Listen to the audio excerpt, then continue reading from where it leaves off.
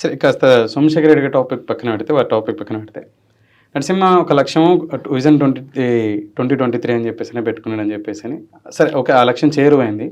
ఇప్పుడు నరసింహకి అర్థమైంది ఒక స్వార్థం రేవంత్ రెడ్డి గారిని ఒక ఉన్నతమైన స్థానంలో చూడాలి అని చెప్పేసి భావించిన ఆ లక్ష్యం కోసం పనిచేసినాను. దానికోసం 14 కేసులు, కుటుంబం ఏ విధంగా ఇబ్బందులకు గురైంది, నీతో పాటు నీ బంధువులు కానీ నీ కుటుంబ సభ్యులు కానీ కూడా సమస్యలు ఎదుర్కొన్నారు.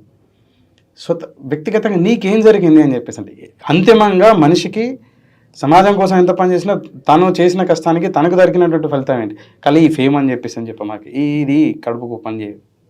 ఏంటి నీ స్వార్థం ఏంటి? అయితే కుల్లాగా మాట్లాడుకుంటే ఇప్పుడు వాంటెడ్గా నీకు సంబంధించిన వ్యక్తులతో మీకు నరసింహకి ఏదో పదవి కావాలని చెప్పేసి పోస్టులు వేయించినారని చెప్పేసి. అవును అవును. అయితే చాలా మంది వాస్తవానికి కూడా రాష్ట్రంలో చాలా మంది నేనేమి ఇప్పలేదు. మమ్మల్ని వ్యక్తిగతంగా అంటే మాతో పనిచేసిన వాళ్ళు ఉంటారు కదా, మా కష్టాన్ని దగ్గరుండి చూసిన వాళ్ళు ఉంటారు కదా. ఈ రాజ్బోడ గారు కానీ తర్వాత ఆనం రెడ్డి గారు కానీ ఇంకా ఇట్లా కొందరు. రాజ్బోడ అనే వ్యక్తి కాంగ్రెస్ పార్టీకి లాయల్ గా పనిచేసే వ్యక్తి. కొన్ని అంశాలలో మేము విభేదించినాం. వాస్తవానికి కూడా ఈ రోజు కూడా రాజ్బోడ ఫోన్ నెంబర్ నా ఫోన్ తీసుకుంటే ఈ రోజు కూడా బ్లాక్ లోనే ఉంటది. నేను రాజ్బోడతో పోస్టులు పెట్టుకొని నేను పదవిని తెచ్చుకోవాలనేటంత ఉద్దేశాన్ని కాదు. రాజ్బోడ అనే వ్యక్తి నా కష్టాన్ని గుర్తించుండు. ఎక్కడనో అమెరికాలో ఉన్నాడు. నా కష్టం కానీ మా సింగర్ నరసింహ కష్టాన్ని కానీ రాజ్బోడ అనే వ్యక్తి చూసిండు. 24 గంటలన్నా నువ్వు నమ్ముతావో నమ్మవో మేము కుటుంబాన్ని వదిలేసి 24 గంటలు ఈ అద్దాలు వచ్చినాయి, ఈ స్పెట్స్ పెట్టుకున్న అంటే కంటి పవర్ రెటీనా పవర్ తగ్గిందంటే కారణం ఏంటంటే 24 గంటలు కాంగ్రెస్ పార్టీ కోసం రేవంత్ అన్న గురించి పనిచేసినాము. వేలాది సుమారుగా 30,000 జీతాన్ని హెచ్డిఎఫ్సిలో వదిలేసి రేవంత్ అన్న కోసం రాజకీయంలోనికి వచ్చినాము. మేము రేవంత్ అన్ననే రాష్ట్రానికి ముఖ్యమంత్రి కావాలి, రేవంత్ రెడ్డి అనే వ్యక్తి ఈ రాష్ట్రానికి ముఖ్యమంత్రి అయితే మా జీవిత ఆశయం నెరవేరినట్టు. విజన్ 2023 ఈ రాష్ట్రానికి ముఖ్యమంత్రి కావాలని పనిచేస్తే నాతో పాటు వేలాది మంది సొంతంగా వచ్చి ఎలాంటి స్వార్థం లేకుండా నాతో పాటు కష్టపడిన వాళ్ళు చాలా మంది ఉన్నారు. నేను ఒక్కనే ఈ రాష్ట్రానికి ఏదో ఉద్ధరించినాను కాదు, నాకు వాయిస్ ఉంది కాబట్టి జనాల ముందు కనబడుతున్నా. నా కనబడని వాళ్ళు రేవంత్ సైన్యంలో ఎంతో మంది పనిచేసారు. నా మిత్రులు ఉన్నారు. ఇప్పటికి కూడా నా వెనకాల బ్యాక్ సపోర్ట్ 100% తీసుకొని వెళ్ళినా వాళ్ళు ఈ రోజు కూడా ఎక్కడెక్కడనో చిన్న చిన్న ఉద్యోగాలు చేసుకుంటూ ఎక్కడెక్కడనో ఎన్ఆర్ఐలు కానీ ఇక్కడ హైదరాబాద్లో ఉద్యోగాలు చేసుకుంటూ ఆంధ్రప్రదేశ్ వాళ్ళు కూడా చాలా మంది రేవంత్ సైన్యంలో పనిచేసారు. సోషల్ మీడియాలో వాళ్ళు పనిచేసిన వాళ్ళు ఉన్నారు. కానీ పేరు అనేది నాకు వచ్చింది.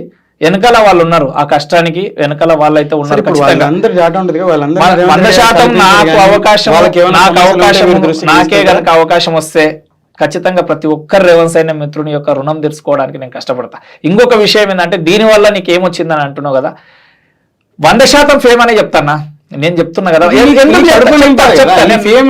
దానికి రీజన్ చెప్తా. 100% ఫేమ్ అనే చెప్తా.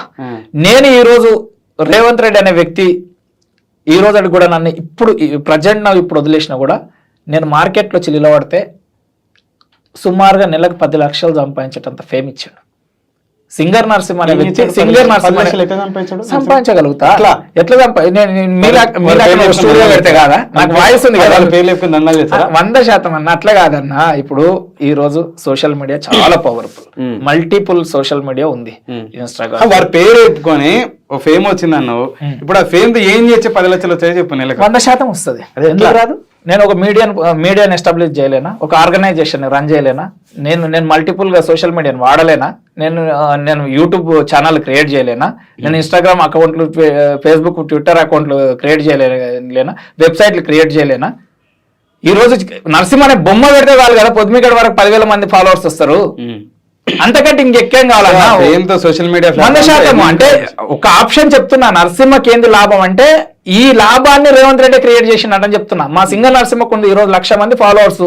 సుమారుగా నెలకు 40,000-50,000 ఒక ఫోన్ తో ఆపరేటింగ్ చేస్తే 40,000-50,000 సింగర్ నరసింహ సంపాదిస్తున్నాడు కదా. అదే ఛానల్ ని ఇద్దరం కలిసి ఫోకస్ చేస్తుంటే 10 లక్షలు సంపాదించలేమా నెలకు? నీ మిత్రుడు పైన కూడా బాగా దాడలేని 100%. నేను ఈ రోజు గురించి చెప్పాలంటే ఎట్లా తనకి ఎలా పరిచయం? ఆయన రాజశేఖర రెడ్డి అభిమాని, నేను చంద్రబాబు నాయుడు అభిమాని. మాకు ఇద్దరం ఒకటే రూమ్ లో ఉండేది. 2004 రాజశేఖర రెడ్డి ముఖ్యమంత్రి అయిన టైంలో, అంతకు ముందు మాకంతా ఇక్కడ హైదరాబాద్ లో ఉండేది. మేము హైదరాబాద్ లో 2006 నుంచి ఇద్దరికి మాకు పరిచయం. నాకు 10th క్లాస్ అయిపోయింది అప్పుడు. 2006 నుంచి పరిచయము. 2006లో ఇద్దరం ఒకటే రూమ్ లో ఉండేది. ఒకటే రూమ్ లో ఉంటే ఆయన రాజశేఖర రెడ్డి అభిమాని, నేను చంద్రబాబు నాయుడు అభిమాని. మాకు అక్కడి నుంచి వాదన నడిచేటివి. రాష్ట్ర రాజకీయాల పైన 2006 నుంచి ఇద్దరికి అవగాహన ఉండేది. ఆయన వైఎస్ రాజశేఖర రెడ్డి గురించి మాట్లాడితే నేను చంద్రబాబు నాయుడు గురించి మాట్లాడు. ఆయన విజన్ గురించి, విజన్ 2020 లక్ష్యాల గురించి, ఆయన ఈ రోజు 23 లక్షం వారిని పే చేసుకుని 100% వారిని బేస్ చేసుకోవడానికి కాదు, కానీ కొంత ఇన్ఫ్లుయెన్స్ అయితే వారి రాజకీయ అనుభవాల మీద వారిపైన మేము స్టడీ చేయడం కానీ, వారి గురించి తెలుసుకోవడం కానీ, సామాజిక బాధ్యత కలిగినటువంటి వ్యక్తి. ఊళ్ళల్లో ఆయన చదువుకున్న టైంలో స్కూళ్ళలోకి వెళ్ళి తీసుకుపోయి మోల్డ్ తీయించి ఆ భావజాలాన్ని తీసుకొని వెళ్ళి అప్పుడే జన్మభూమి కార్యక్రమం పెట్టి మాకు కొంత ఇది చేసి కొంచెం ఆయన భావజాలం మా మీద ఉంది. అంటే రాజకీయంగా నేను రాజకీయానికి రావడానికి కొంత ఈ సామాజికంగా సమాజం పైన అవగాహన పెంచుకోవడానికి, రాజకీయ నాయకుల పైన కొంత అభిప్రాయాన్ని ఇది చేయడానికి కూడా వారి యొక్క భావజాలం మా పైన ఉంది. వైఎస్ రాజశేఖర రెడ్డి గారి గురించి తెలుసుకున్నాం, చంద్రబాబు నాయుడు గారి గురించి తెలుసుకున్నాం, వాళ్ళ విజన్ తెలుసుకున్నాం, వాళ్ళు ఈ రాష్ట్రానికి ఏం చేసిరో చదివినాం, ఎలాంటి పథకాల ద్వారా ఈ రాష్ట్రాన్ని డెవలప్ చేయడానికి వాళ్ళు తీసుకున్న నిర్ణయాల గురించి.